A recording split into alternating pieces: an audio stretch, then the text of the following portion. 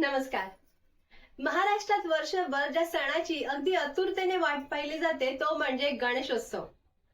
विशेषतः मुंबई, पुणे आणि कोकणात तर बाप्पाच्या उत्सवाचा डौलच काही वेगळा. भाद्रपद महिन्यातील गणेश चतुर्थीपासून ते अनंत चतुर्दशी पर्यंत अगदी 10 दिवस मोठ्या गाजावाजात गणेशोत्सव साजरा केला जातो. या उत्सवासाठी अनेक वर्षांपासून शहरात असलेले कोकणकर आवर्जून गणपती साजरा करण्यासाठी कोकणात आपल्या गावी जातात. बाप्पांच्या आगमनात सजावटीसाठी चाललेली चढाओढ, घरोघरी होणारं बाप्पांचं आगमन, अगरबत्त्यांचा सुवास आणि आरत्या आणि बाप्पाच्या आवडीचे उकडीचे मोदक या सर्वांनी घर आणि मन अगदी प्रसन्न होऊन जातं.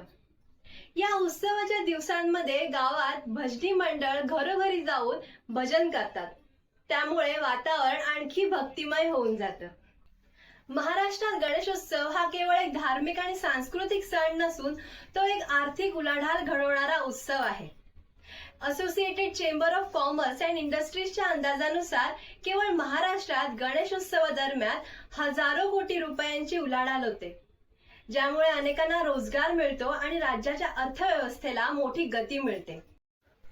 या दरम्यान बरेच सार्वजनिक गणेशोत्सव मंडळ रक्तदान शिबिर, मोफत आरोग्य तपासणी शिबिर आणि गरजूंना मदत यांसारखे बरेच सामाजिक कार्य करतात. त्यामुळे समाजात आपुलकीची भावना निर्माण होते.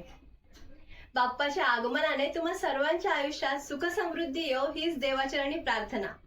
नेटकॉम हार्डवेअर सर्व्हिसेस तर्फे तुम्हा सर्वांना गणेश उत्सवाच्या खूप खूप शुभेच्छा.